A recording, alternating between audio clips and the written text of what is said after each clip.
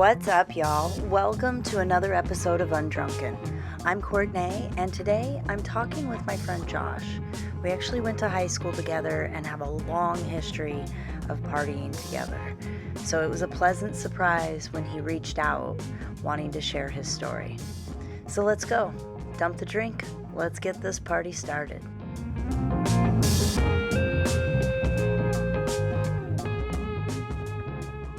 Josh, it's been a hot minute since I've seen you.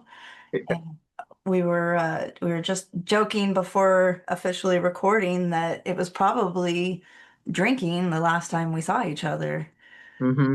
So Yeah, it just seems to, well, I don't know. I've just noticed it's a very common thing in our culture, and I've quite a few cultures. yeah, Yeah. 100%. Yeah. Well, and it was interesting to me. So you and I are connected on Facebook. We went to high school together. I feel like I've known you most of my life. A Hmm. lot of common friends. Yeah. And I shared this with you.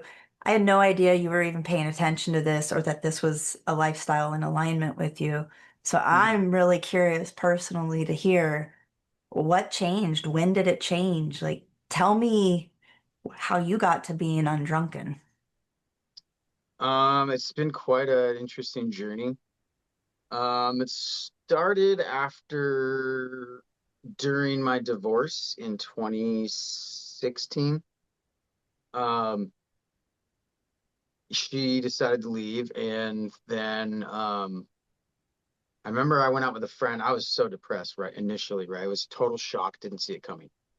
And I had gone out with a friend. I just gotten well, new to me. I had just gotten a new truck. It was new to me. And I loved that truck. But I'll get to that part of the story. That truck saved my life, though. I'd gone out with a friend drinking because, that's what you do. Oh, you're depressed. You go out, you're sad. You lost your woman. It's all in the country music, and I'll get to that as well.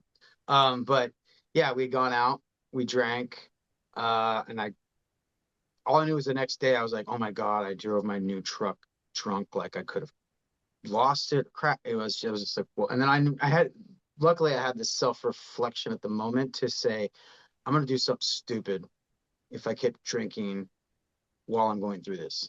And so I quit drinking through that for the first few months.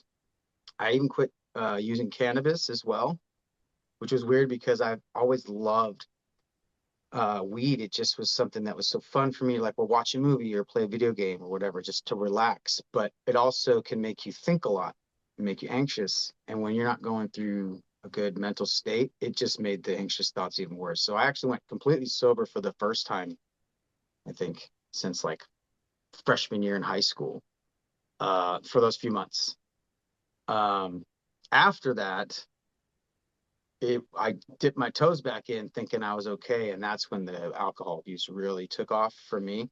Mm. Because I was I was lost. I didn't have the tools back then, even though I started therapy right away, um, during the divorce because I knew I needed it. But I hadn't developed the tools yet to know how to deal with sadness, depression, anxiety, loss, all these things without turning to a substance, or whatever, some unhealthy way of healing. So that was 2016 going in 2017. So it's a lot of depression, toxic relationships, the real toxic one was 2017 to 2018. And it was just, but it's funny how looking back, it's like you're broken and you in turn attracted a broken person and you thought that was going to heal you. So there was just a lot of, and it's funny because when I met her first thing she talked about was like, yeah, I want to start doing things instead of going out drinking and I go do fun things like let's go dancing or what. But what happened in that relationship was just meeting up, going to bars, meeting up, going to bars. Uh, Anywho, fast forward into 2018 when that split up. I was so just lost, and I don't know why. Anyway, I think it's because in reflection is where you really start noticing, like, oh wow. And that's why I brought the country music thing because I noticed that it's not just country music. I don't want to like just single that out, but it's all over music. But it's constantly like, I need a drink. I'm stressed. I need a drink. My girl lost me. Better go to the bar. Just pick your country song. Whiskey and you and just crap like that. So yeah, I was going out to bars a lot, thinking I would meet somebody there, and then I get in a relationship, and then I'd be happy again. And so I was driving drunk quite a bit. Sometimes not as drunk as other nights, but the last night was the kicker, and it was the big life-changing moment, what some people call quantum moments in your life, just those big life-changing moments, where I drove home drunk, pretty drunk, and I must have passed out or blacked out. I think I blacked out, and then at some point maybe even passed out, because I was on the freeway driving home and I hit somebody. And thankfully, I mean, I don't know if people are spiritual or not, but I am, and I believe there's something's watching or was watching over me, because it could have been so much worse, and it wasn't. They didn't get hurt. They spun out, but didn't crash. I was like coherent and holding the wheel. I remember driving home, and I was angry that the girls that night they wanted to go out with my friend that night, and I was so pissed about that. And I remember like cranking up the music and the last thing I remember was hitting the gas hard. And then there was just this blink of me hitting something. And the next thing I know, I woke up and I was on the side of the freeway, and my car, there's glass everywhere, and I'm facing the wrong way on the freeway. And there was a girl at the window saying, "Hey, are you okay? Hey, you're bleeding." And my car had just like rolled, like, I don't know how many times, but I was seatbelted. So that saved my life. The truck saved my life. I must have hit my head on the glass or something, because I had like a bunch of glass in my head, and I had a huge gash on my eye that, if it probably been just, half-inch lower, I probably could have lost my eye. And that was it. Just that Wow. little glass in the head, big gash in the eye. And my body was sore for a couple of days. But since I was like out of it, that was Yeah. it. I was totally fine. Cops showed up. I was like coherent enough to I just admitted everything. And of course it was like, "No, I wasn't driving drunk." It's like, "Really? Because you're in this crashed car, you hit somebody, there's witnesses." So yeah, I spent the night in jail and got out the next day. Luckily, my 38 years old, calling my dad, "I'm in jail," and he was pissed. He was at work when I called him, and he hung up on me. Mm. And that was sobering as hell. And I didn't know if he was going to bail me out. So anyway, finally got the knock, and they let me out and got a ride home. And that was the start of a really wonderful, beautiful, like healing journey that turned this total rock bottom into like, now I feel like I'm just totally thriving in life. Dreams are coming true for me. So anyways, yeah, that changed my relationship with alcohol, to say the least. But I still was Yeah. drinking. Like I went out, like I didn't drink at all, but then on Thanksgiving, if this happened in November of like 2018. But then that Thanksgiving, got drunk with my brothers on Thanksgiving, and then Christmas, same thing, got drunk. It was a lot less. But I had totaled my truck. So I had to walk everywhere, take buses everywhere. And I remember I would walk by this bar every day on my way home from work. And sometimes I'd be like, "Oh, I'll go in for a beer," but I'd be like, "No, no." And I would just feel this guilt, for what I'd done. But I didn't kill anybody. And, like, but there was this massive guilt. I think it's just because I knew I'd done something really wrong. And that's why I tell people now, it's like, man, drinking and driving. I have an opinion about DUIs, because there's some people I know that have like 3. And I'm like, dude, how much is it okay if I curse at all? I mean, you can bleep me. You can 100%. I bleep me. talk like a sailor. Cool. Yeah, it was just like, I knew I'd fucked up bad, and my total rock bottom. It was just how irresponsible I had become because of the sadness and the drinking. It was like, I was basically just spending all this money I could have been saving, or like whatever, at the bar, like every chance I got, all my extra money. I was even going like, oh, I would meet a girl to go on a date. I'd have to go get a payday loan just to pay for the date, you know? Um, so I was renting a room instead of having my own place. I was renting a room with some friends, but that was another blessing in disguise because then I wasn't getting charged a lot. I was able to like slowly start rebuilding myself. Um, but that wasn't the total start of the sobriety, because it wasn't until 20. So that happened in 2018, the fall, and then I didn't actually get sentenced until like October 2019, which was really weird because I was in this weird limbo for like, 10 months of like, am I in trouble? Like, what's happening? Why haven't I heard anything? Even the lawyers I was talking to where they were like, wow, you really thought you almost slipped through the cracks there. But I guess Snohomish County was so backed up with DUIs, which is another crazy thing to even think, right? That because I hadn't blown that night, because I had a friend who was a DUI lawyer, and he was like, never blow, but whatever. Because I hadn't blown and they had to take blood. This is another crazy thing about how strong alcohol can be on your system and your brain. Is I didn't even remember them taking me to the hospital. But I woke the guy to wake up, and there I'm at the jail. And then the nurse was like checking me in because I had a head wound. They had a nurse there. And she was like, yeah, they took blood at the hospital. I was like, I didn't go to the hospital. She's like, yeah, you did.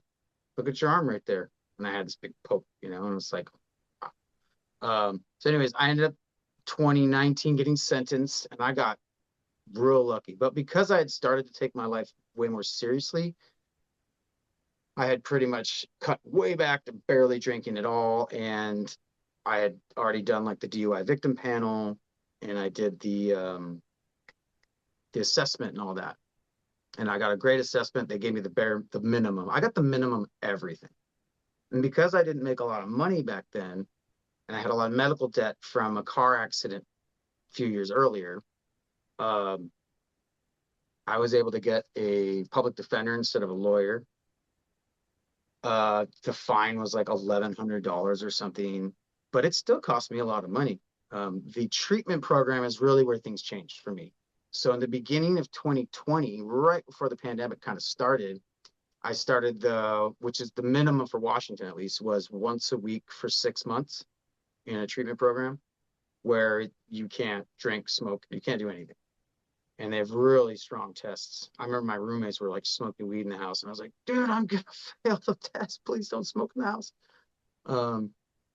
Yeah, and so I had to get sober for the first time ever, which was funny because the only thing then I wasn't really drinking. I knew I wasn't going to be able to drink, but I was taking THC and CBD tinctures, and I was smoking it. But I was taking this tincture for my pain, for my nerve damage from the car accident I was in years earlier. I had really bad nerve damage, but I wasn't able to do that, so I had to find other ways to heal. Anyway, so that caused me to go sober, and for the first time since like being a freshman in high school.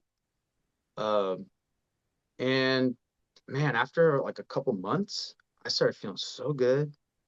And I kind of just started forgetting about the weed because it wasn't a habit anymore. The alcohol was just like, yeah, whatever.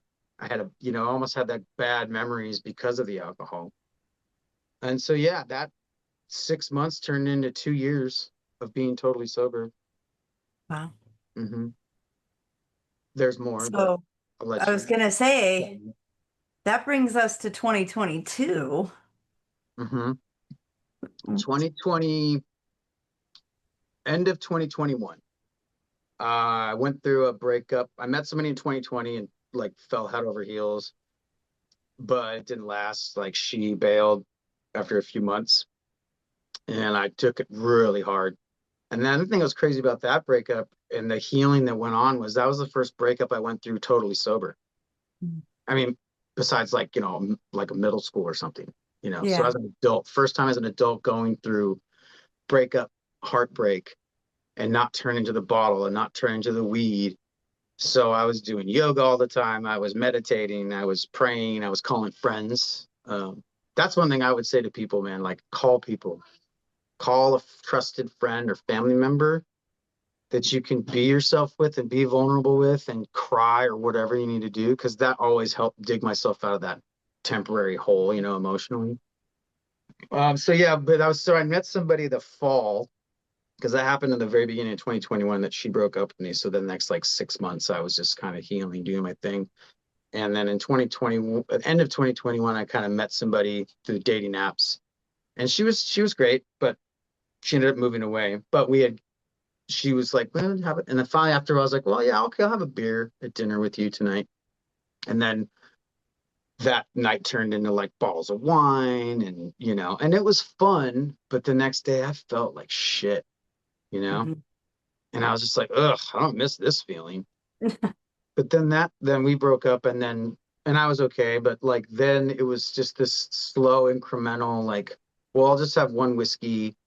And I had a lot more better control of myself. I would just sip whiskey. I never did shots anymore. I didn't really like beer, so I would just like sip whiskey, sip coffee and water.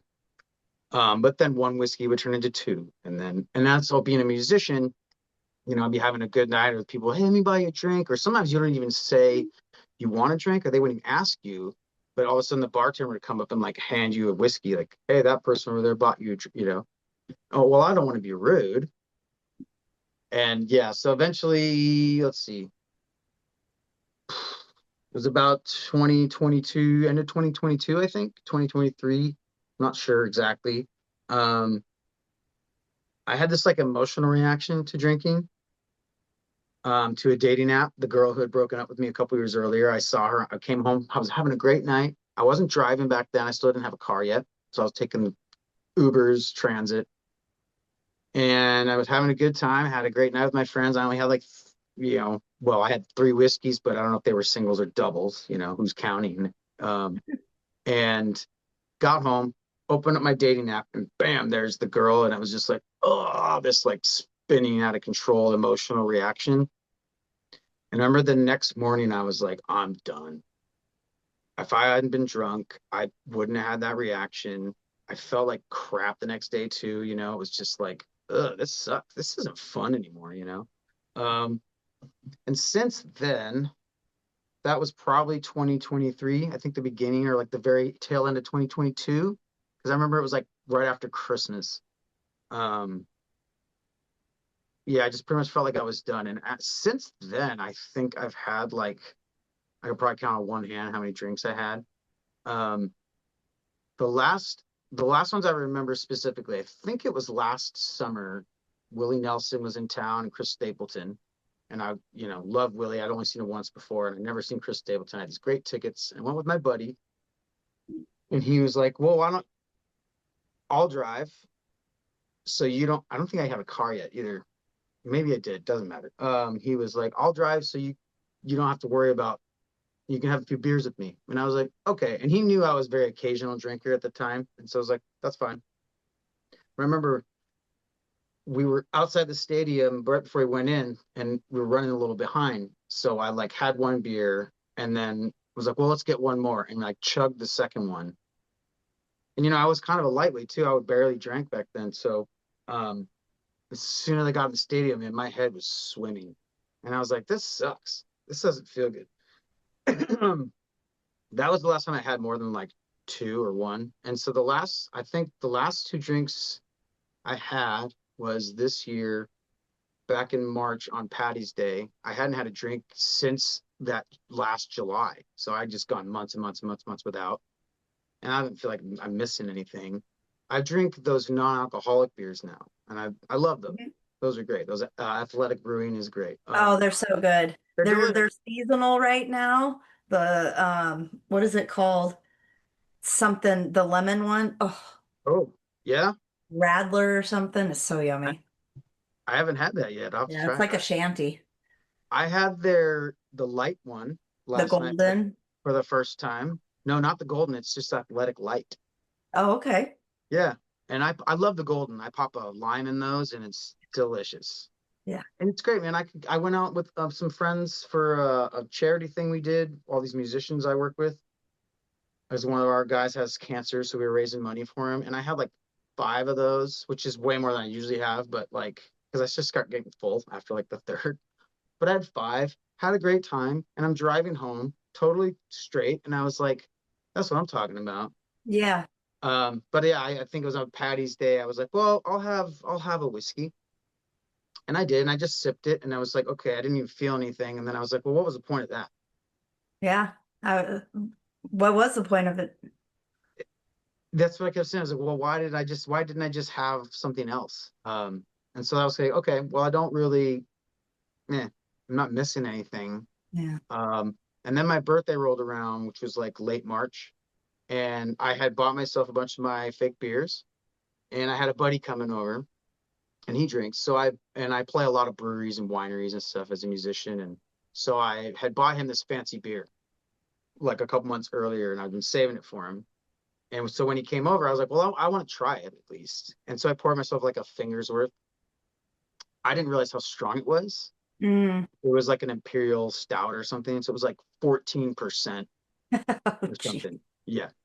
I took, and I was still smoking cannabis. And so I just smoked a little bit. So I had that little buzz. And then I took like a couple sips, and all of a sudden my head was like, boom. And I was just like, whoa, man. All right. And that was honestly, it was very recent, but I was just like, think I'm officially done Done, now. done. Like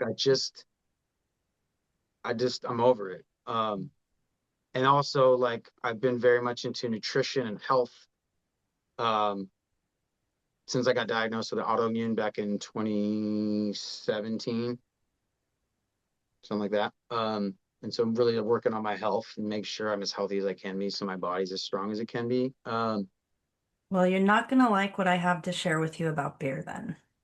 Good. I want to hear it. But yeah, I found some new science about what it does to your brain and stuff, and that's where I was just like, I'm done. I'm Yeah. officially What on. did you find? I'm curious because I do my best to keep up with articles and stuff. There's so much more information out there now. Yeah. So I'd love for you to share about what you read and the impact it had. It was a podcast actually. There's a really, really brilliant neuroscientist. His name Andrew Huberman, Hmm. and he has a podcast called the Huberman Lab. And I found another thing that was really cool. Actually, what really started some of that knowledge was I found a stop drinking podcast. I think that's what it's called. And he had one episode about like what it does to the body. And then fast forward a few more months, and I found the Huberman episode on what it does to your brain, which is funny because people always think it's just your liver, Mm-mm. but it damages everything. 100%. Your heart Every actually is highly, highly impacted, and people don't even make any sort of correlation to that. Really, I Yeah, didn't know that. yeah. It's also, I mean, it can be deadly to stop drinking, Mm-hmm. and a lot of that has to do with things that are way beyond the liver. Yeah, Mm-hmm. yeah. Yeah. You're not the first person who's mentioned the Huberman Lab. Like for Mm-hmm. sure, I love that podcast is so well done. It's such great resources. He's brilliant. Yeah. And I have heard of a couple of others. I feel like I've heard of the stop drinking Mm-hmm. um, one. What other resources? I mean, you said you talked about you went to treatment through the courts. Yep. What other resources and stuff did you discover that helped you? Because here we are. I mean, it's been 90 days-ish since your birthday, Yeah. right? Or getting close to it. Yeah. And that really is kind of a pin. I mean, I'm sure you've learned this, that 90 to 100 days is really what it takes to fully like Mm. reset, detox from it. Okay. There's neurological benefits that don't even start until that time. That makes sense. Yeah. Yeah. I'm fortunate, I think, in the fact that I haven't been abusing it or been a regular drinker for well over a couple years, you know. Yeah. Um, Well, going on a day. the thing that I noticed and I learned early on during my divorce was because I was married to an alcoholic, and Mhm. she's now recovered, and God bless it, because she did almost pass because of it. She Yeah. had cirrhosis, and Um, but God bless her, you know, she's doing really great now. And she has a daughter. Like we had tried to conceive when we were married and like it wasn't happening. But once got healthy and sobered up, I guess her body healed enough to carry a baby to term. And now her daughter's 5 or something like that. Anyway, so yeah, really cool. I learned though I was going to AA. I started going to AA during the divorce, thinking that was, you know, because we drank a lot together, you know. Um, but I started slowly realizing like I don't know if I belong here, you know, like yeah, I drink, but so I think what I realized for myself at least is like I'm not an alcoholic, but the again, like the tools I didn't have to go through pain, loss, whatever, and not turn to some kind of substance to like ease that. Yeah. So I don't know, for me, it's just like I'm just done, you know, it's just not something I want to Is do. that everything or just the alcohol? You're just, I actually quit smoking cannabis recently too. yeah, My lungs were just my body was just being like, please stop, please stop. You know, I was coughing a lot. And being a vocalist and a singer as a job now, I mean, thank yeah, God for that dream coming true. I get paid now to sing and play my guitar. It's pretty awesome. And I was just like, I know I shouldn't be doing it, you know. yeah, Um, as far as like taking like oils and tinctures now for pain and inflammation, I want to do that very sparingly. And I yeah, don't know if I even want to turn to that anymore. I don't know. I really know now that I'm only a week removed from smoking cannabis, and I haven't taken any of my oils or tinctures. I've just been doing like ice and yoga and stuff. Um, and I'm kind of like, man, I'm better without it. You know, I'm sharper, I'm more motivated, but I'm still right now going through the withdrawals from yeah, cannabis because I was a heavy user. I would take oils and tinctures for my pain, because I still suffer like headaches and stuff from the car accident, which was like 10 years ago. Um, but there's just other ways, you know. And I'm really tired this last week, like really, really tired. And I started Googling, why am I so tired? And it was like, you're going through withdrawal yeah. from THC. Yeah, your dopamine regulation is all off. Yeah, Mm-hmm. that's fascinating. And So, how did you find Undrunken? Like, and have you listened to any I think I episodes just or? I haven't yet. I want to. I think I just saw your post like a week or so ago. And I think you were I don't know what the post was about, but I just saw it and I was like, oh, no way. Courtney's got a podcast about not drinking. Cool. I'd love to like talk Yeah. with her on that. Yeah, you mentioned not really identifying with the alcoholic, right? Hmm. And that was a big reason behind Undrunken Hmm. is, I don't associate with the word sober even. Yeah. Um, and I think that that's just kind of I'm a stubborn asshole that way. And in order to be sober, I would have to not eat or drink anything that is available besides Right. water, fruits, and vegetables, Right. because even my little sparkling water has, agave in it, and causes all sorts. I mean, sugar's a drug, caffeine's a drug. I love my Right. caffeine, like I love my Yeah. caffeine. And then the alcoholic for me, I always struggled with that. I had somebody in my family who would accuse me of being an alcoholic a lot. And so I would kind of like you, I'd take breaks. And for me, it was like almost to prove to myself that that I didn't have a problem. And Yeah. there was this evolution of thought finally that hit me that I love what you said. I was abusing it, right? Hmm. Yeah. Um, I used to joke that I was a professional. Hmm. Like I took a lot of pride in my drinking. Hmm. Um, but again, it was one of those things. But I'm not. I've been to AA. I struggled to be there. I didn't feel like I related to the Yeah. struggles that other people were having. Um, Right. and it's kind of this became my resource, to be honest. Talking to the people, showing up week over week. Um, it was a different kind of accountability, right? Hmm. And then just this being connected to people. I really, really love what you said about if there was one thing you could say to folks, it would be call people. Mm-hmm. Um, I think connection is so important, and like the people I've known in my life that have struggled the most are also the people who white knuckle it, feel like they have to do it alone. That's how you're strong, and Right. it's so the opposite. Yeah. Yeah. I'd love to hear you've kind of highlighted a little bit. I'd love to hear more about the joys since you've been making this transition and moving more and more strongly towards your undrunken lifestyle. Like you talked about music is your career now. Mm-hmm. Like share. I want to hear all about the joys. Um, yeah, let me go back a little bit to 2020. I don't know if it started, it really started actually right before the DUI. I had some really, really cool people in my life, who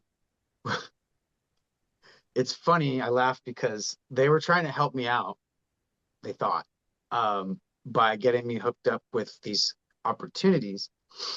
But then they ended up dragging me to like an Amway thing. They were kind of sneaky about it. They didn't. I was like, so what's this? Oh well, we just, anyways. So, but they actually had brought up this author named Wayne Dyer, Mm-hmm. and I had heard. I think I'd heard of him before, but I was like, oh. And so it was funny. I was actually supposed to go to another one of those Amway meetings with them, and then I got my DUI, and all of a sudden had no car, no transportation, and I was just in a really bad place. And so I had like canceled with them. And so then that's when I think that's when I started listening to Wayne Dyer. It was in like 2019. And then leading up to the sentencing from the judge and everything. And so 2020, then we went into lockdown. And so couldn't go anywhere, couldn't do much. And so I spent all this time, what I used to do, what I will used to have been spent, whatever it would have been drinking or sitting around smoking weed, playing video games, or even playing my music. Um, I was listening to tons of Wayne Dyer, like talks, videos, stuff like that. It just inspired me to like find this spiritual side of myself and connect to that, and to just know like I didn't need substance anymore. I didn't need to alter my brain state anymore to like one, be creative with my music. I had one person when I was at the point I think it was during 2020. Yeah, it was during 2020. They were very like anti social distancing and anti-mask. And so it was like 4th of July rolled around. They're like, come on over, everybody. And when I got there, I was like wearing my mask, like, take your stupid mask off. And I was just like, all right. And then some lady I didn't know was like, hi, how you doing? Like came like kissed me like on the cheek, and I was like, dude, what are you doing? Um, but I remember a guy asked me that night, like, don't you need to be a little fucked up to like play? And I was like, no, I'm way better at playing. I don't forget lyrics as much. I don't forget chord changes. Like I'm sharper, way better. So I just found this like, I remember about that year, at least for me, it's sad to say it, but I had this like amazing like growth during the lockdown because I had all this free time. They still kept us. I was really lucky. I was one of like 20 or 30% that my company didn't lay off. So I got to they kept me on full pay. We had to go in like once, twice a week for like, essential services. I had taken a job with Compass Group, and I worked with them previously in catering and cooking. But because of my Hmm. neck injury, I couldn't keep doing that. So I became a barista. But they would bring me, so now I'm still at Amazon Seattle, part-time with Compass Group. And I was gonna say, they kept us on payroll. So I only had to go in like once a week. So I had all this free time. And I remember it just being super beautiful that whole spring and like leading to summer. And so I would just take long walks and listen to podcasts, and just like I was exercising. I was doing Pilates every day and like yoga and playing my music. And I mean, I remember I would fill up the day with all these things. What do I want to do? I'm going to do this and this and this and this. And then I would get it all done and be like, well, I got all this day left. Cool. Let's watch a movie or, um, so I guess I found that like joy in that I didn't know was there, that didn't need some kind of extra layer on top to make it better, Yeah. Well, and you were present and, Yeah. not getting lost in what I call the hustle or the grind, right? Yeah. Yeah. Hmm. Um, I want to ask you a question that I've never asked before. You seem very in touch with yourself. And so I want to ask about feelings and how that has changed. You expressed having some pretty big emotions during moments of drinking. What about like without drinking? Have you noticed yourself anything changing with the way you're feeling or processing emotions?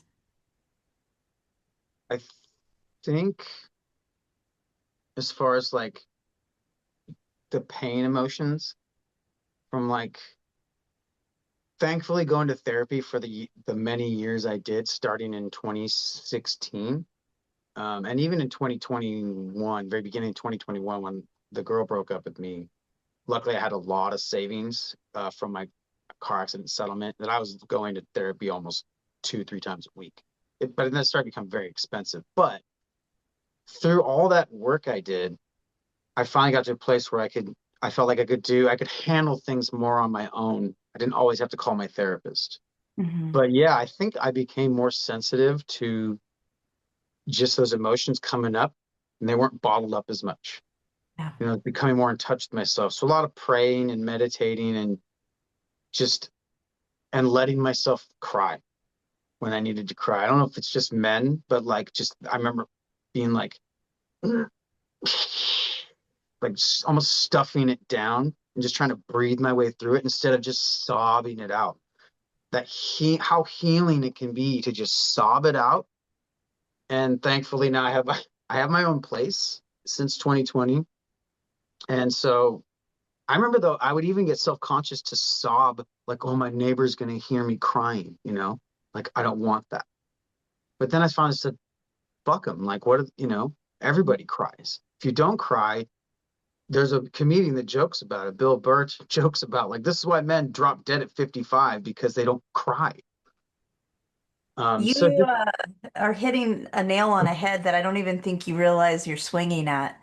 So, emotion literally translate to emotion, energy in Mhm. motion, right? ah, And hmm so if you don't allow that energy to move, right? yeah, 100%, right? There's women, it's not just men. Women have health problems because of bottled up stored emotions too. mm-hmm. Um, Also, you talk about crying. So they actually have studied tears and different emotions actually have a different chemical component in Mm, their tear. hmm So yeah, crying being healing is like, yes, at a chemical level, yeah, it truly is. yeah. It's funny. Like I don't know if it was just being sober as I went through that breakup in 2021 that changed it. But man, I took it hard. I think I cried every day for like 3 months.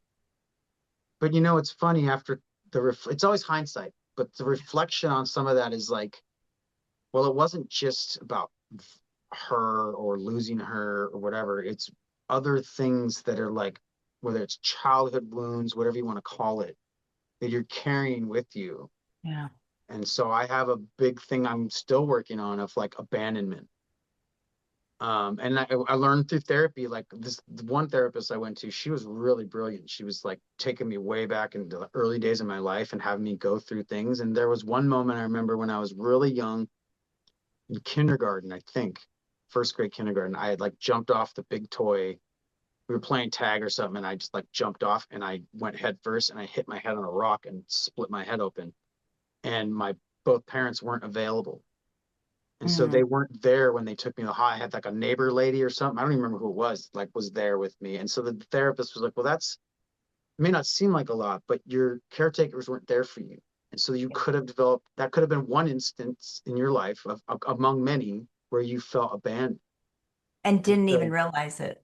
yeah. Yeah. And so now as a 46-year-old man, I'm still going like, I still have a fear of like getting into a relationship and like, oh, is she going to choose a guy with hair over me? Or is she, whatever it may be, these fears that we have. But I'm getting better at just being like, hey, if someone doesn't choose me, I'll be okay. Yeah. You I've want to been through hear it. one that I just recently learned that kind of threw me for a loop?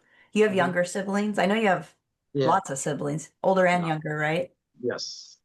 So, did you know that just having a younger sibling born within a couple years of you could set an attachment and cause a trauma for you Mm-hmm. without you even ever recognizing it? I learned this, of course, through my own journey. Like Yeah. your parents having another child, there's this part of us too little to understand it that feels like we're not good enough. Why'd they have to have another child? They have me. Uh, yeah.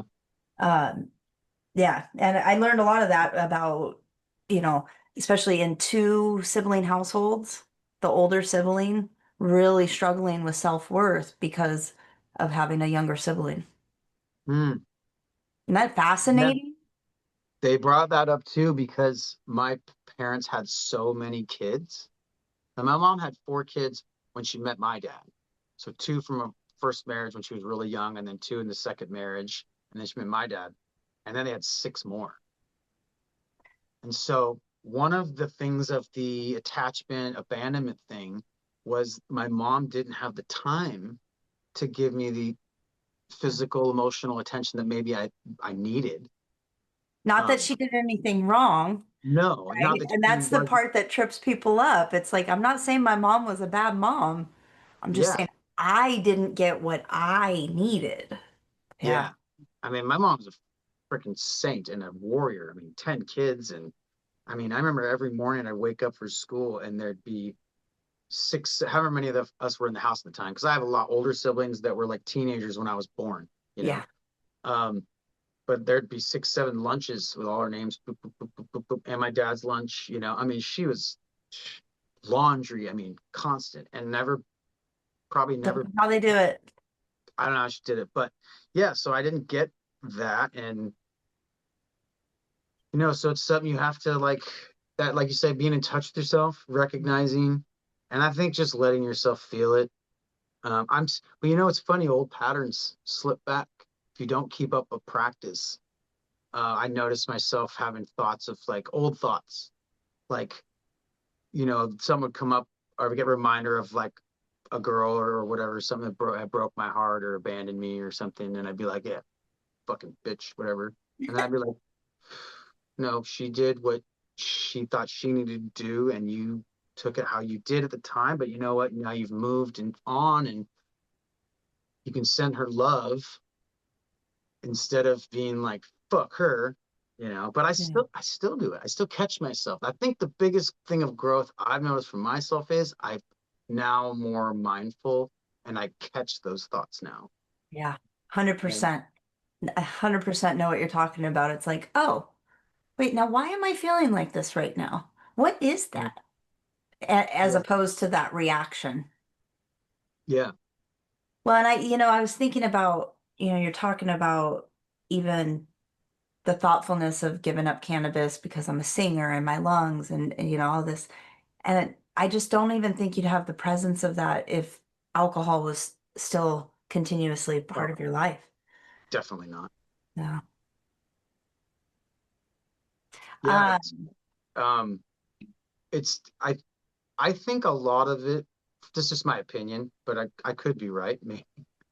Um, I think it's so ingrained in our culture mhm, that I think more people have a problem with it than they know. mhm. Because the more things that, the algorithms now, it's social media, especially I watch a lot of those little reels now. Yeah. Love, love those things, especially if you're really tactful about what you're liking and what you're swiping off of really quickly, you start getting, so now my feed is like sobriety things that I love. I love hearing celebrities, especially because Yeah. like a great one was, and he's young too, just what's really inspiring was the guy who played Spider-Man. Tom? Yes, Tom Holland. He got sober, I don't know how long ago, because he recognized he was having massive social anxiety and there's all these parties and things he has to go to, that he finally was like, I'm just gonna try like a week. And then a week turned into a month and then so on and so forth. But I love those. Those are inspiring. We could go on about this. So I have a wish list of people that Mhm. I want on the podcast: Bradley Cooper, Drew Barrymore, um, Daniel. Oh my gosh, I'm spacing. He's the guy who's got Salma Hayek tattooed on him. Oh, I don't know. You would know him if you saw a picture. He's like he always plays a badass motherfucker. He's Mexican. He's got Danny long. Trejo? Yes, yes. Did you know he quit drinking? I want to say close to 20 years ago. Oh wow. No, but I really want to listen. I know his story is super inspiring, and inspiring stories are what really always help me like not give up my dream of Mm. taking my music wherever it's supposed to go or wherever God's gonna take it. I don't know where that is. I keep trying to, it's hard. But yeah, like who is it's not uh oh, Josh Brolin was one of the more Yeah. recent ones I learned of, and he was Oh, talking about like I'm one of the rare people who soapboxes sobriety because I don't think people realize how freeing it is to be able to go. This is the hardest thing I think for people, to go into a social situation with their friends who still drink and be able to be there and not drink and it's still like have a a good superpower. time. Yeah. So I remember years ago, 2020, I dated somebody very briefly. And I remember she kept going, I really want to have a beer with you. And I was like, yeah, maybe someday. Hmm. I remember she would smoke weed and I'd like still hadn't started smoking weed again yet. And then she was like trying to kiss me one night. And I was like, do you mind like brushing up? Cause it just doesn't taste good. Sorry. But I went out to a fantasy football draft when I used to play, and I was at the bar and I had a good time. I was drinking ginger beers back then until I realized how much freaking sugar was in that. Um, and I remember it was a good time, but I saw my friends sober when I got there. And then after a couple hours, I love you, man. And it was like, that's fine. I love you too, bro. But that was when I was like, all right, now it's my time to dip out. Like, Yep. you know, That's definitely something that's changed as I leave a lot earlier yeah. And because that's it's like, okay too. yeah, and you feel the shift, you know? Oh, big time. And for me, when that glaze over, when you can tell people aren't there anymore, Yeah. I mean, I probably won't even say goodbye because you're not going to remember anyway. Yeah. No, it's just yeah. Um, you talk about how it's ingrained in our society, and I agree with you. I don't think people realize it. And whether it's young adult TV or something made for grown-ups, it's almost every episode, right? When I started actually paying attention, I was Mm, like, wait a minute. mm, It's like, oh, we had a rough day in the field. Let's, open the drawer. Let's got the bottle. Ah, we solved the case. Well, here's the bottle. Of course, they glamorize teenagers drinking, and in a way normalize it. yeah. And this past weekend, I was at an event that was for junior high, high school kids, and these two seniors came up to me and shared a story that they were out with friends, and it was supposed to be a camping event, and everybody there by 8 o'clock was shit-faced. Hmm. And so they ended up calling a parent to come get them. And I was just like, yes, Good for yes, them. like so good on you for being one, not succumbing to peer pressure to drink, and then rising above it to the point where you removed yourself from the situation. Yeah. You talk about empowering, right? Like and so many people talk about feeling judged, right? So I still have friends that drink. I've had friends who drink that listen to the podcast and say they feel guilty. And I'm Mm, like, that is not my intention. Like, I have no yeah, judgment against you. It's not for yeah, me. I'll tell you if you do something when you're drunk that I have a problem with. right. Uh, but if you're feeling judged, maybe there's something for you to look at there. Hmm. Yeah. Yeah, there was, I don't remember where I heard it, but I was probably one of the celebrities that I've noticed in different interviews, talking about addiction and just drinking in general. But they said, oh, I don't remember who it was, but it was another celebrity that, of course, I wanted to hear what they had to say because I like them.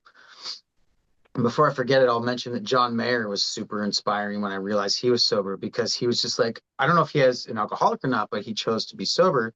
And he's like, how many people can I affect if I start putting on my Instagram? Here's my feet on the floor Saturday morning, I'm not hungover. Sunday morning, I'm not hungover.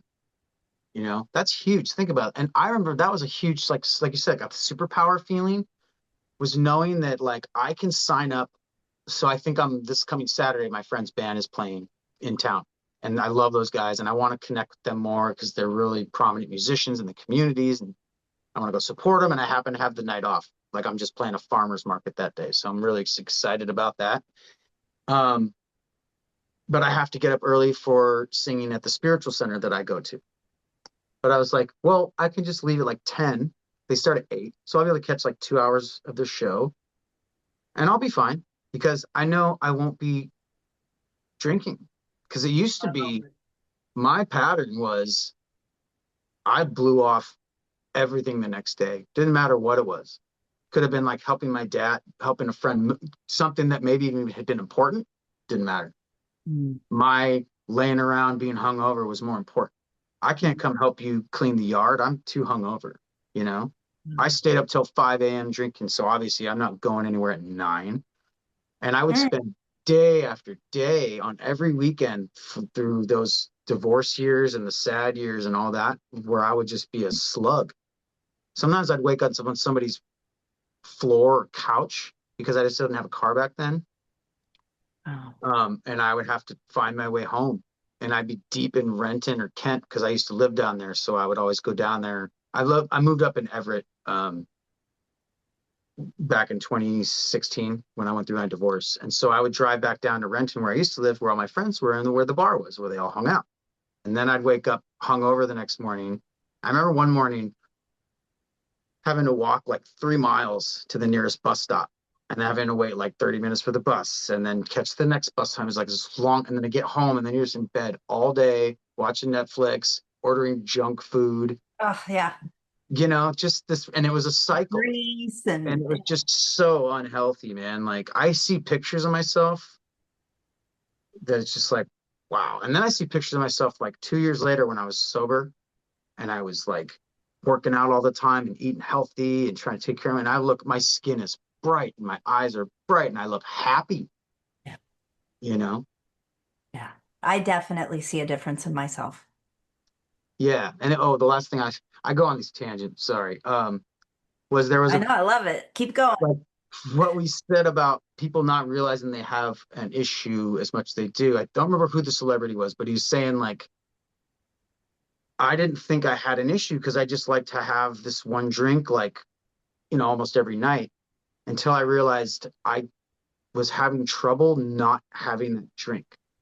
Because he had tried to like, okay, I'm not going to have that drink for a week. And he said it was like the second, third night that he was just like, ugh, really want that vodka tonic. And I think that's deeper than most people think, because I now have aging family members, and getting up there in age. And I shared with them because they know that that I don't drink anymore. Yeah. And so, or at least that I now can proudly declare to myself that I hope that I never slip to having a drink again. And not that it would make me go down a slippery slope or anything like that. I'm not worried about that. I was telling my friend that today about cannabis and specifics, because I was like, man, I'm only a week removed and I feel so much better. I was singing last night at this hotel and I was holding my notes better and just everything. Yeah. But even after people know, I just feel like I don't like you said, I don't want to be a buzzkill, but dude, I think you have more of a relationship that's unhealthy with it than you think you do. If you already know that it's really, really bad for you. I shared the Huberman podcast and I even told him like, hey, this is a really long episode, but really like the first 30 minutes, you'll get enough information. If that doesn't, Yeah. but you know what? I remember I shared it with some family members and friends. Hey, I really think you should check this out. Fucking crickets. Will you share it with me, by the way? Absolutely. Yeah, I'd Well, it's love just to that include it on. Huberman Lab episode. Huberman Lab episode, I think it's what alcohol does to the brain and body. Yeah, I've linked to it before. Mhm. I feel like my very first guest, Beverly, who really inspired this whole thing for me. Um, I feel like she shared that with me. If it might have been Beth. So I interviewed this gal, Beth, and she's voracious when it comes to just digesting podcasts and books. And, she's the one who introduced me actually to Huberman in general. So I feel Mhm. like she probably shared that episode with me. Okay. But yeah, it's really good. Mel Robbins also has one. I love her. Yeah, she had a doctor from Stanford come and talk to her about alcohol. And I think that's when she started changing her relationship with alcohol. Mm-hmm. Um, and that's what happened to me as I started learning about it. And I was like, if I keep drinking now, it's the most sadistic thing I could do. I'm Yeah. literally choosing to hurt myself. Poison. Yeah. And it was for me removing alcohol from my life completely and continuing to choose that is the biggest act of self-love. I agree. And Yeah, I think I hope it continues to snowball. Like, I think it will. it I don't does. know if it'll ever get to the point where I'd like to see it go, but think about tobacco. Think of how many people now are just like, mm-mm, it's not even cool anymore to smoke, really. I'm Um, always surprised when somebody does. it's funny. I don't like to be too hard on people, and I really have to keep catching myself, just be like, hey, that's their body. They get to make whatever choice they want. But I keep thinking like, I know a lot of people that I consider to be smart people, yet I know some of them pushing into their 50s. They're like 10 years older than me, some people I've known and do know, and I'm like, they still smoke cigarettes. And I'm like, I mean, this is the craziest thing to me. And I don't know if this is an addiction thing or it's a habitual, I need something kind of thing. It's something that, well, I just like women who get pregnant and quit smoking for 9 months, 10, however Yeah. long, Yeah. and then pick it back up. Like you just almost went a year without it. Why would you start again? Yeah. You know, not pointing any fingers. So I'd It's a really love to choice. see what's it. Go ahead. It's a choice. Yeah, I think it's a crutch, Oh, yeah. emotional crutch. Yeah. But what is it really doing for you? You know, Yeah, the the nicotine specifically, like in the tobacco form, especially, mhm, is a wicked, wicked drug. Like people smoke because they're anxious or stressed, but it actually makes it worse. worse, just like And alcohol. oh, yeah, 100%. You mentioned something about the snowball effect, and so I want to share a podcast. I interviewed a gal named Gentry back in, so the podcast just turned 2 years old Congrats. yesterday. So, I think that's how I learned about it. Was you were sharing the anniversary? yep. And so I interviewed her. She was my first live episode. Well, she started her own podcast called Addicted to Quitting. Hmm. So I would encourage you to check that out because Okay. it's a real thing to find yourself wanting, you know what? I feel really good. Wait, what else can I remove? Right? I've Mm-hmm. interviewed people who've removed caffeine from, or coffee. Definitely. Yeah. Well, my doctor kind of called me out on that. She's like, "Why do you want to get this out of your life?" Like, because that was my newest thing was giving up caffeine. Hmm. And she goes, "Are you drinking 20 cups a day?" I go, "No." She goes, "You don't need to worry. It's probably actually helping you." And I was like, it was like some grace with myself a little bit Yeah. because I think I was getting almost addicted to having something to like work on. So that's been a new thing, right? It's just finding that grace and like just enjoying it Yeah. as opposed to like, okay, what else? But she's great. You'll love Gentry. Um, she's a pretty straight shooter too. She drops a lot of really good bombs. Like mic drops, that girl. Yeah. I think those are the best moments in, especially when it makes you take a hard look at yourself. Yeah. But I had the same thing with caffeine. So when I went through the divorce and I wasn't drinking for those few months, and I was moving myself, I was doing all these things, and I was like drinking a lot of coffee. So I just started drinking a lot more coffee. And then when I don't remember what got me to switch, but I remember I remember I got the jitters like super bad. I'd only had the jitters twice in my life. Once was during like, because I used to drink a ton of coffee and I never drank decaf. Mm. Um, and then the second time I got it, I was like, all right, that's it.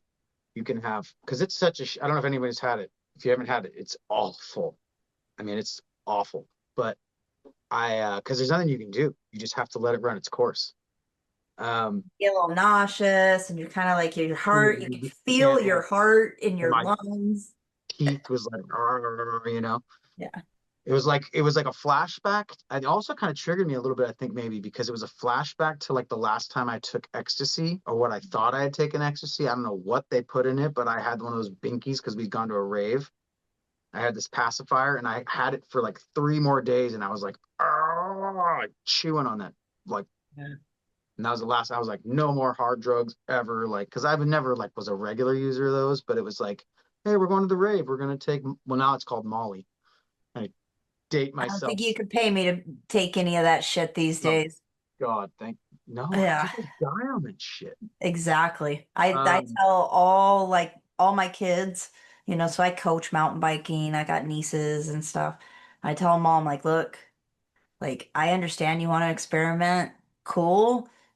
Just don't with this shit, right? yeah, Like you only get one oops. it's like saying, oh, I just want to try heroin one time. Whoa, you know? Yeah.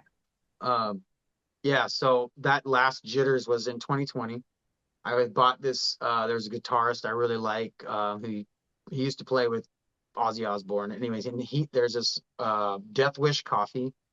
They have great coffee, and he has a specific brand they made for him, and it's called Valhalla Java. Once I found out I was mostly Swedish, Scandinavian, I was like, sweet Vikings, yes, I knew it.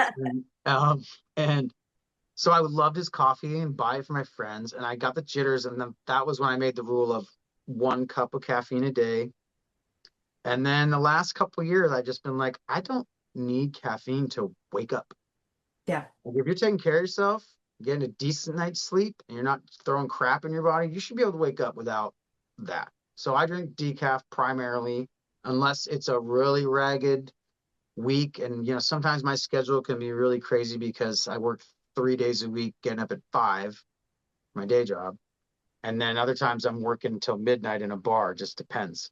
Yeah. And sometimes there's an early wake up going to church or the spirits or whatever. So there's some mornings I'm like, hey, I'll drink a little caffeine to help me get the boost. But 90% of the time it's decaf only. But again, it's I don't want to say I have an addictive personality necessarily, but sometimes it can be hard to reel myself back in. So I Mm. was drinking I was like, well, it's just decaf. I could drink as much as I want. Like, but do you really need to drink 5, 6 cups a day? Maybe not. If it was tea, would you judge yourself for it? Well, a lot of tea has caffeine in it too, so you got to watch that. I don't know. I think I'm just trying to make sure that I'm not going overboard with Anything. anything, Yeah. Again, Uh, that mindfulness. you seem like somebody who really appreciates information, so I'm going to share this with that vein. My doctor specifically told me to stop drinking decaffeinated coffee because Hmm, of the amount of chemicals that it takes to remove the caffeine. She really? said she would rather me drink less organic, good roast coffee. than to drink decaf because of the Really? chemical process. Yeah. So I literally have a thing of, because I'm a ritual person, right? So for me, at night I drink, it's a called Moon Brew. It's like an adaptogen, blend with magnesium, and it's like a hot cocoa. And Okay. I love bed since I quit drinking. Going to bed, waking up early, curling up with a cup of, coffee in the morning or cocoa at night and a book. Oh, it's the best. It's the best. Uh, so an alternative that I have found is called chaga tea. Okay. And I can email it or yeah, text it to you. Um, Sure. because there's a there's someone that I've been following that's got a lot of dietary guidance that I think suits some of the like digestive issues I've had, and one of those things is Mm, caffeine, and so that is a mhm. replacement that he recommends is chaga tea. Okay. And I've only had it in things mixed with other things. I haven't had it by itself. Hmm. Um, Again, sharing because I feel like we're kind of on a mutual journey with that, and I Yeah. just went to my doctor last week, and she dropped that bomb on me, and I was like. No, that's what I just got now. When you said that, I'm like, fuck. But Yeah. that's okay because I've been trying to cut back on it. My biggest thing now is I don't want to hurt anymore Okay. and physically and everything I can do to help myself not because now I'm facing new challenges as I'm getting older and now I'm a full-time musician and now all of a sudden I've got all these issues in my elbows and my shoulders because of the way I'm playing and and also was having some like digestive issues. And so I've been doing the elimination thing like I did when I first was diagnosed with my autoimmune. I did an elimination diet. And so I'm still working on that. What hurts, what doesn't. And I noticed I had a little bit of cold brew today at work because I have this part-time barista job. So it's right there in front of me every day. Yeah. Um, and I used to have a problem with throwing the coffee away till I learned like you just got to dump it out. Like just because they don't want that other shot and you're giving them that, it's like you Yeah. don't need to drink it. So it was like but I had just like a couple sips of the cold brew and I was like, And I got home late last night from my gig and I had like just gone with the easy thing. What do they have to because they give me food most places. So I was like, just give me some hot wings. I haven't had fried food in a while. I'm trying to cut back on that. And so I did that and then I wasn't feeling full. So I just was like, I don't really want what I usually order. So I ordered like fast food and I had a couple burgers and fries and then like little burgers. But this morning I was like, And then I was like, you ate fried food and you ate fried and you ate junky fast food Burger King and then that little bit of cold brew wasn't sitting right either and I dumped it out and I was like okay I gotta like really just stay on top of myself because we Yeah. can slip so easily. Yeah. Well, and it's if there's not an immediate response like you're having, it's easy, right? Like Right. you and I are very similar in the fact that we pretty focused on being clean. And so when you aren't, right, you feel it. I Yeah. can't tell you how many people I know, I can tell like they've got a gluten allergy or a dairy allergy, Yeah. but they keep consuming it.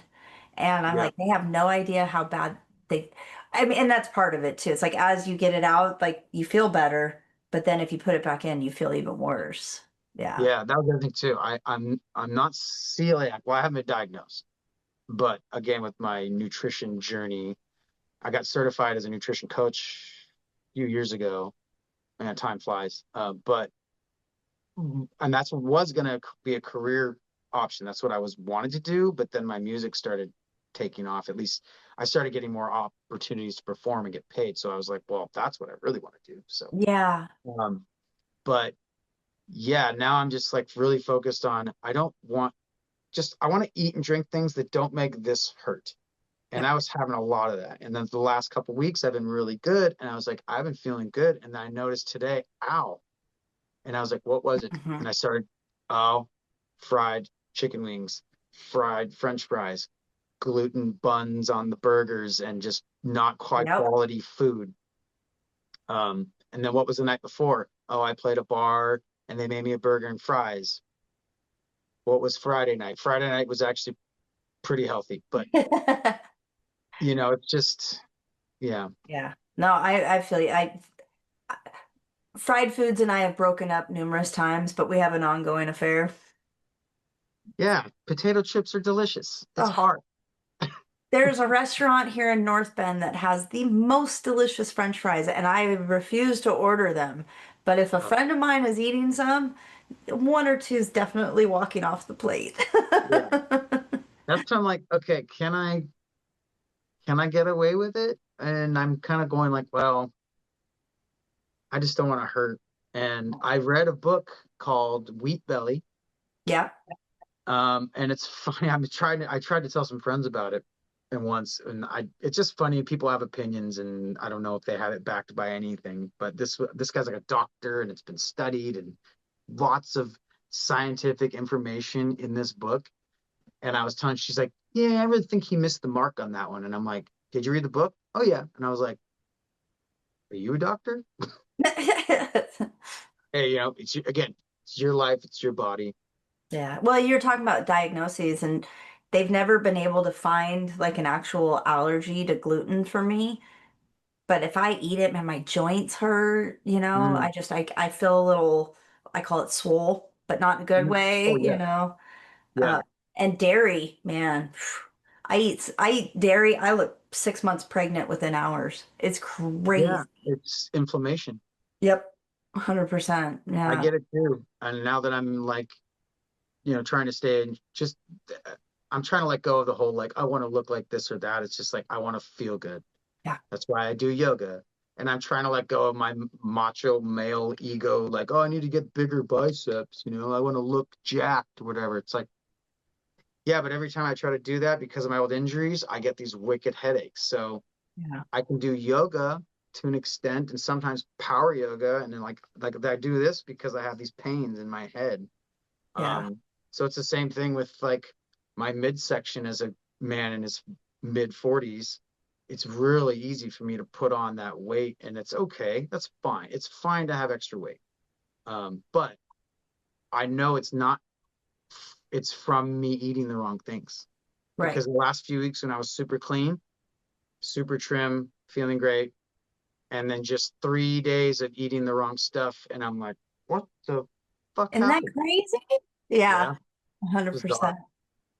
Um, Josh, this has been so great. One, just to Yeah, catch up with you, but also cool. just to share and connect. And, this is exactly why I started the podcast was to connect with friends that don't drink. And now I have another one. So Yeah. thank you for that. Um, one of the things that just came to mind was my relationship with my parents, Yeah. Yeah. and it just become nothing but better. And I think they've seen the change in me since I went through the DUI, and since they saw that I was taking my life, taking it seriously, and I was just trying to do better. And they've seen my career start to continue to grow as a musician, and they've just seen all these great things happening. And it's just like we have this amazing relationship now. And I think there's a lot more respect Hmm. for my time and just what I try to give them or what they give me. And that's just priceless, man. Especially as my parents are aging, Now I'm just trying to like be about that, be about my family. But really it's just this like clarity Yeah. and just knowing that like I feel this confidence now. And like it's not always 100%, but like I feel like I can handle almost anything now, because I don't need booze, I don't need weed, I don't need it's something they brought up in the treatment class. The guy said, so he was going around the room. I go around the room, I want to hear what you're doing to try to keep yourself entertained or whatever it is to not use whatever, because there were people in there for like, they had to be in there for 2 years, Wow. 3 days a week for 2 years because they got busted with cocaine or whatever it was. And I remember my answer was music.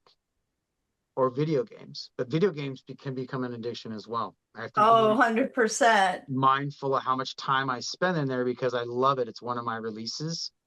And now that I have the issues with my hands, sometimes I can't rehearse like I'd like to throughout the week. I just have to do my performances and that's it. So I get to play games, but that can be, and so it's just like knowing like, can I keep my hands busy doing something productive? Cleaning my house, brushing my cats, grooming them, giving them attention, which is very therapeutic. So it's just finding these really healthy ways. Yeah, loving, when you give of yourself, that's the real key to life, I think. And Yeah. that's why I became a volunteer musician as well, like at the local hospital.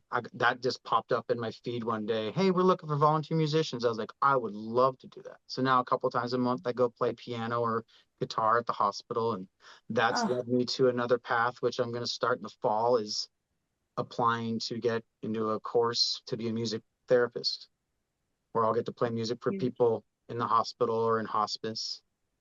yeah. Yeah. Wow. That's amazing. I am.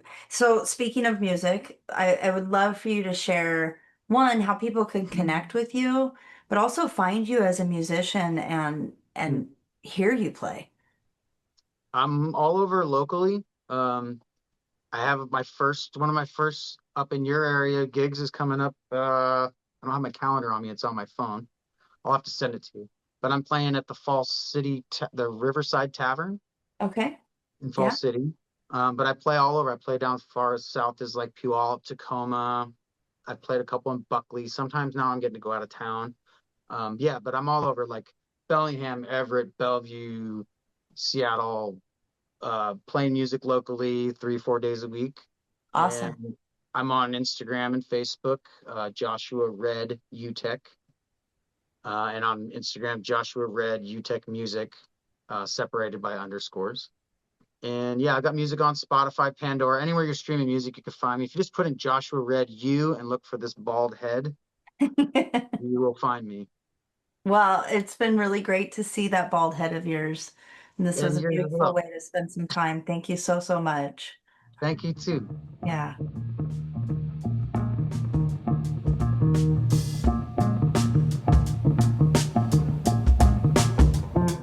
Hey, thanks for listening. If you liked this episode, please share it with a friend or on socials and tag me at Undrunken Podcast. Remember, you're not alone. Keep making good choices, and I'll catch you next time on Undrunken.